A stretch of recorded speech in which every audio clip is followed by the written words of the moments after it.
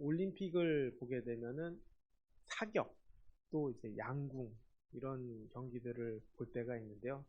그 사격이나 양궁은 대한민국 선수들이 거의 뭐 그냥 기본적으로 많이 따는 금메달을 많이 따는 그 종목 중에 하나이기도 합니다. 그런데 이 사격이나 양궁은 특징이 있습니다. 뭐냐면 방향하고 초점을 맞춰서 관역에 맞추는 일입니다. 어, 목표가 딱 있으면 그 관역을 보고 그 관역을 맞추기 위해서는 그 딱 그 관역만 오직 바라보고 의식하고 맞추는 일이 바로 그들의 일이라는 것입니다. 그들은 그 모든 주변의 상황들을 보기는 하지만 그 주변의 상황들이 나 자신을 흔들지 못하게 늘 연습을 한다는 것이죠. 바람이 불 때도 있습니다.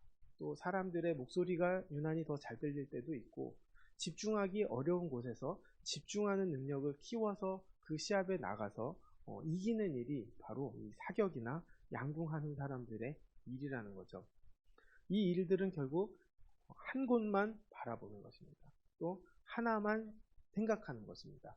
우리의 신앙생활도 이러한 신앙생활이 되어야 되지 않을까 생각합니다.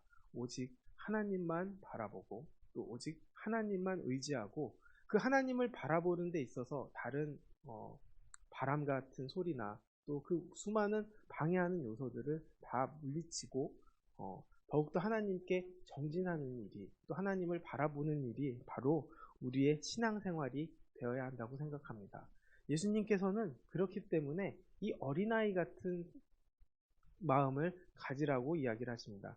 어린아이 같은 마음이 뭘까요? 결국 순수하게 한 가지만 생각한다는 것이죠. 자기가 뭔가를 하나를 찍으면 그것을 반드시 가져야 된다라는 생각을 하고 막 보채고 화내고 울고 뭐 어떤 일을 하든지 간에 그 하나만 가지고 달려가게 되는데 우리도 마찬가지여야 된다는 것입니다. 예수님을 바라보고 하나님을 바라보고 하나님만 생각하는 삶을 살아가기를 예수님께서는 원하고 계시다는 것이죠. 이 어린아이들이 그 순수한 마음을 갖지 않고 종합적으로 다양하게 생각한다고 생각해 보십시오. 어떻게 보면 우리는 그 아이를 애늙은이라고 놀릴 수밖에 없습니다. 아이의 순수함이란 무엇이냐? 결국 하나만 바라보고 달려가는 것이죠. 그것이 바로 하나님의 뜻이라는 것입니다. 우리 인생에서는 그것을 방해하는 요소들이 너무나 많기 때문에 우리는 순수하게 하나님을 사랑하기가 쉽지 않고 순수하게 단순하게 바라보지 못할 때가 많다라는 것입니다. 결국 우리의 인생은 하나님을 단순하게 생각하는 것이 중요하다는 것이죠.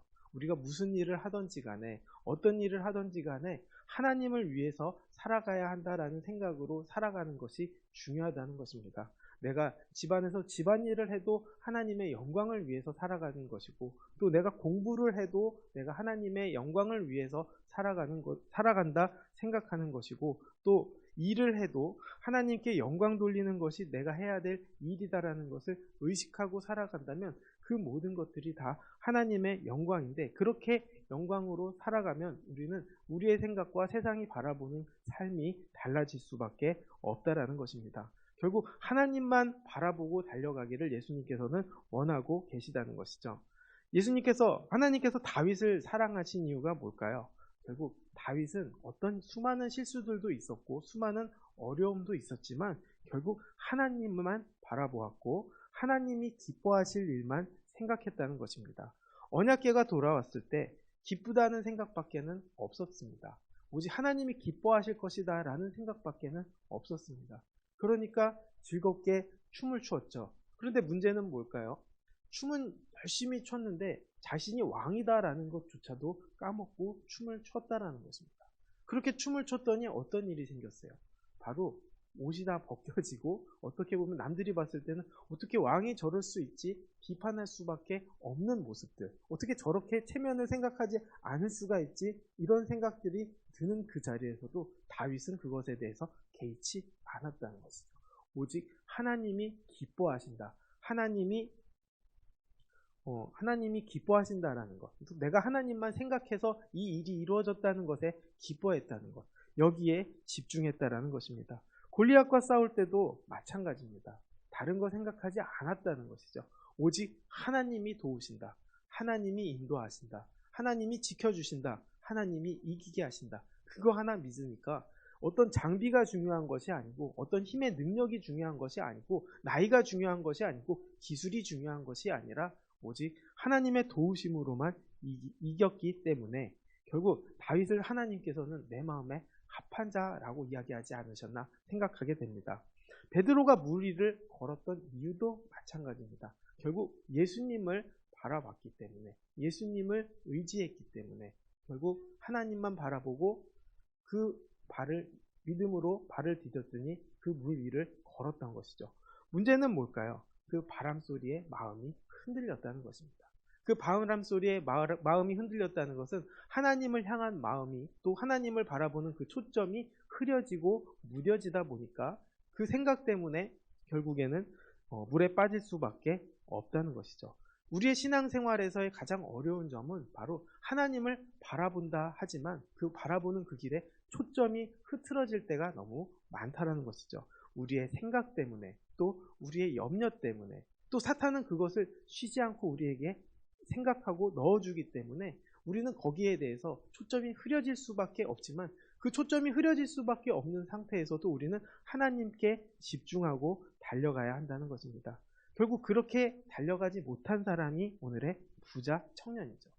오늘 이 말씀에 있는 부자 청년은 젊고 또 겸손하고 또 하나님의 그 영생에 대한 목마름도 있었습니다. 또 관원이었고 지도자였다고 합니다. 또 어려서부터 말씀을 잘 지켰다라는 것이죠. 누가 봐도 훌륭한 사람이고, 또 누가 봐도 저 사람 정도 되면 천국에 갈 수 있지 않겠나, 이런 생각이 당연히 들 수밖에 없는 사람이 바로 이 부자 청년이라는 것입니다. 그리고 이 부자 청년의 생각도 어느 정도는 맞았다고 생각합니다. 율법을 지킬 줄 알았고, 또 그 율법을 지키고 따르는 법을 알고 있었고, 어려서부터 그 교육이 되어 있었기 때문에 익숙하게 이 모든 율법들을 지킬 수 있었다는 것입니다. 어떻게 보면 방향은 맞을 수 있지만 초점이 흐트러진 사람이 바로 이 부자 청년이 아닌가 생각합니다. 하나님께서 부자 청년이 내가 어떻게 영생을 얻으리이까 물어봤을 때 모든 것을 다 내려놓고 나를 따르라 라고 했더니, 그때부터 자신의 생각과 자신이 마음이 요동치기 시작했죠. 이거 못하는데, 아직 내가 가진 게 너무 많은데, 이 부유함 때문에 초점이 흐트러지게 되었고, 자기가 가진 것이 더 소중하기 때문에 그것을 포기할 수 없었고 근심해서 떠난 것이라는 것입니다.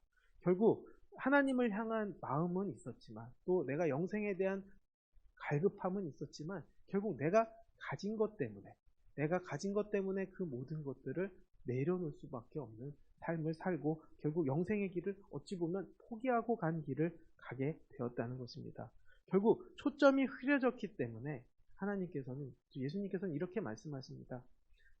부자가 낙타 바늘귀에 낙타가 들어가는 것보다 어렵다, 이 이야기를 하신 이유도 바로 여기에 있다는 것이죠. 초점이 맞춰지지 않으면 하나님 나라에 들어갈 수 없다라는 것이죠.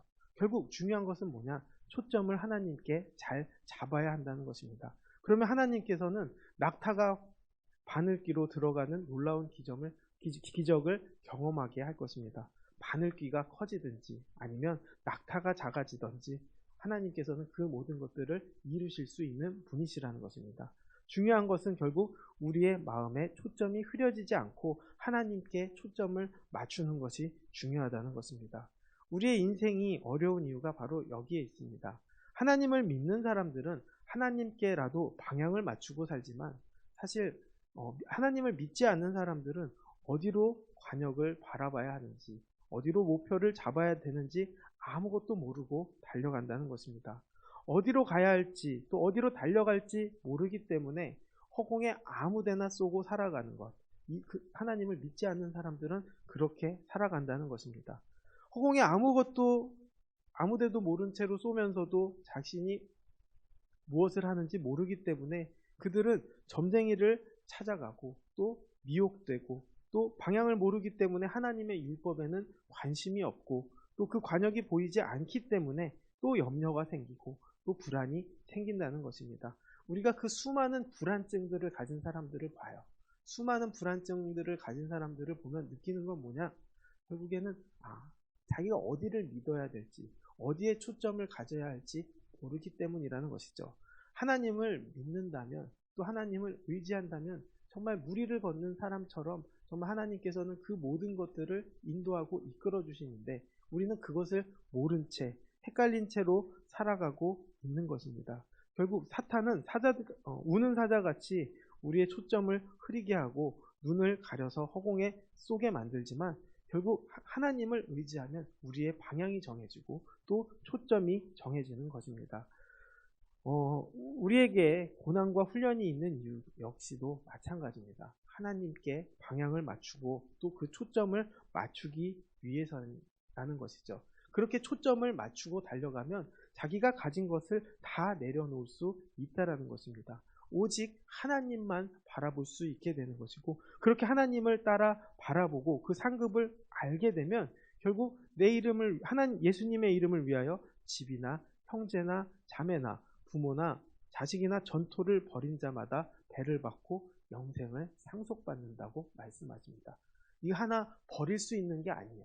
사실 어떻게 보면 물질이나 그 모든 것들은 버릴 수 있다 싶지만, 가족을 어떻게 버릴 수 있습니까? 하나님께서 만드신 가정인데, 하나님께서 이루어주신 가정인데 이걸 어떻게 내려놓을 수 있습니까? 하지만은 예수님께서 원하시는 것은 가정을 버리라는 뜻이 아니라 오직 하나님께 집중하라는 뜻이라는 것이죠. 하나님께 집중하면 하나님께서는 그 나머지는 책임져 주신다라는 것입니다. 우리가 순교자로 잘 알고 있는 주기철 목사님의 이야기를 듣습니다. 주기철 목사님의 이야기를 듣다 보면 아주 젊은 나이에 하나님을 믿고 하나님의 말씀을 전하다가 결국 순교를 당하게 되었다는 것이죠. 우리가 보면은 너무나 훌륭한 사람이고 너무나 좋은 사람이지만, 문제는 가족들 입장에선 어땠을까요? 아버지인데, 그리고 우리 집의 가장인데 그분이 책임지지 않고 어떻게 저렇게 가족들을 내버려 두고 죽을 수가 있지? 라는 생각이 많이 있었다라는 것이죠.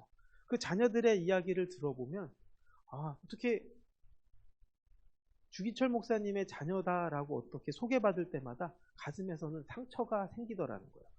저 사람들은 우리 아버지를 칭송하고 훌륭한 분이다라고 이야기를 하지만 자신들의 마음속에는 무엇이 있었을까요?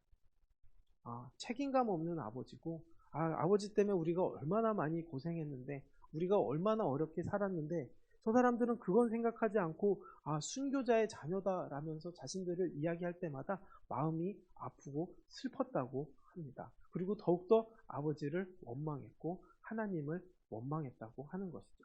그런데 나이를 먹고 어느 순간 하나님을 만나고 하나님을 경험하다 보니까 변화가 일어났다는 것입니다.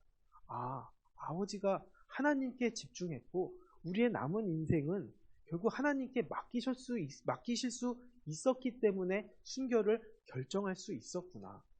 하나님께 집중했더니 하나님이 우리를 책임져 주시고 아버지를 책임져 주시고 또 우리를 변화시켜서 이제는 아버지가 정말 하나님께 집중한 사람, 진짜 하나님을 바라본 사람이었구나 라는 것을 깨닫고 나서 그 나이가 노년이 됐을 때 그 말씀을 깨닫게 되었는데, 그로 인해서 감사하게 되었다는 것이죠.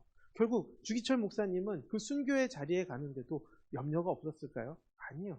죽을까봐 염려가 생길 수도 있고 가족이 어려워질까봐 염려가 생길 수 있었지만, 결국 그 상황 속에서도 하나님께 집중했더니 결국 나머지 인생들도 하나님께서는 다 책임져 주셨다는 것입니다. 결국 우리는 하나님께 초점을 맞추고 살아가는 것이 중요합니다. 그리고 그렇게 초점을 맞춘 사람이 결국 먼저 되는 사람이 되는 것이죠. 예수님을 먼저 믿었다, 교회를 먼저 믿었다가 중요한 것이 아니라 하나님께 어떻게 초점을 맞추고 달려가는가, 그 사람이 더 먼저 된 사람이다라는 것입니다. 저는 오늘 여러분들이 하나님께 진정으로 마음을 향하고 하나님께 초점을 맞추고 달려가는, 그래서 먼저 된 자가 되어 하나님께 영광 돌리고 승리하는 저와 여러분이 되기를 주님의 이름으로 축원하겠습니다. 기도하겠습니다. 사랑과 은혜가 많으신 아버지, 감사합니다. 우리가 주님께 초점 맞추기를 원합니다. 주님을 우선시 여기는 사람 되기를 원합니다. 또 우리가 이 모든 신앙생활 속에서 하나님이 가장 먼저 될 수 있게 도와주시옵소서. 또 하나님을 믿고 달려갈 수 있게 도와주시옵소서. 그래서 이 어려운 세상 속에서 승리하며 또 우리의 초점이 항상 주님께 붙잡혀서 흔들리지 않게 주님께서 은혜로 함께하여 주옵소서. 모든 영광 주님께 돌리며 예수님의 이름으로 기도드렸습니다. 아멘.